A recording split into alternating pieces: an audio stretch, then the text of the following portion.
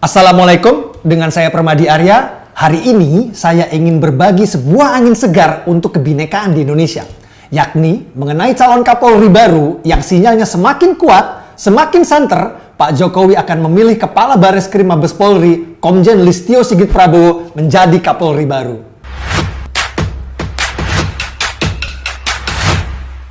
Apa keistimewaan Pak Kabar Eskrim Komjen Listio Sigit dibanding calon Kapolri lainnya? Dari segi prestasi, tentunya kelima calon Kapolri pastinya berprestasi semua. Namun yang istimewa dari Pak Kabar Eskrim ini adalah beliau berasal dari umat minoritas, yakni beragama Kristen.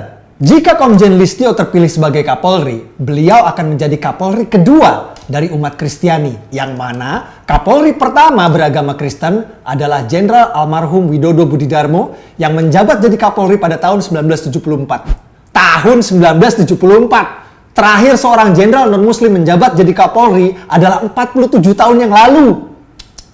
Sudah lama sekali itu.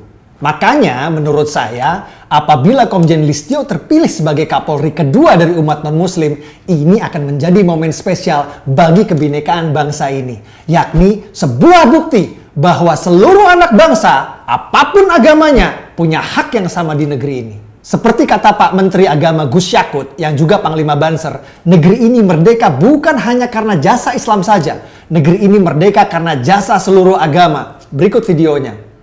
Indonesia ini tegak berdiri bukan hanya karena Islam. Negara Indonesia ini berdiri juga tegak karena bersama-sama dengan saudara-saudara kita Kristen, saudara-saudara kita Katolik, Hindu, Buddha, Konghucu, dan seterusnya. Artinya seluruh anak bangsa, tak hanya yang beragama Islam, semua agama berhak memegang peranan yang sama penting bagi negeri ini. Dan juga berhak mengisi posisi yang sama penting di negeri ini. Tidak boleh ada diskriminasi. Kredit saya berikan untuk Pak Jokowi. Salut Pak. Komitmen Bapak terhadap kebinekaan sudah tidak perlu diragukan lagi.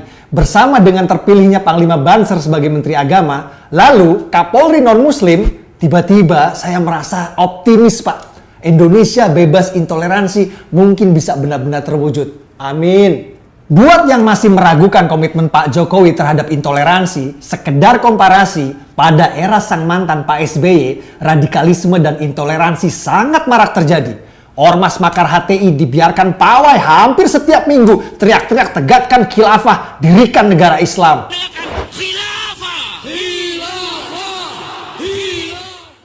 Ormas radikal intoleran FPI dibiarkan sweeping obrak-abrik warung dan minimarket, udah kayak yang punya negara.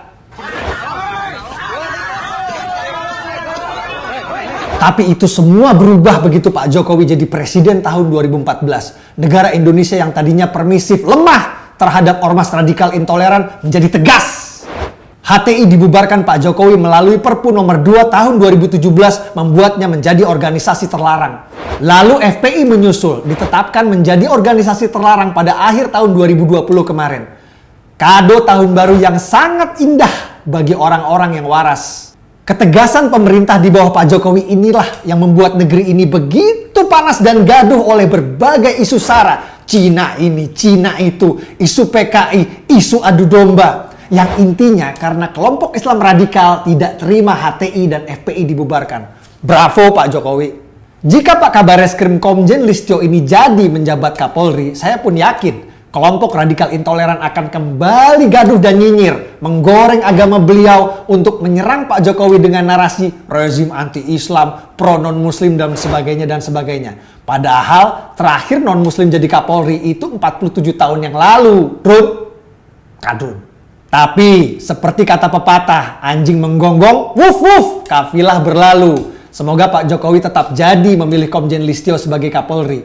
Karena setelah memberi kado manis akhir tahun dengan mengangkat Panglima Banser jadi Menteri Agama dan membubarkan FPI, Kapolri non-muslim akan menjadi kado awal tahun yang indah. Tak hanya bagi umat Kristiani, tapi juga bagi kebinekaan di negeri ini.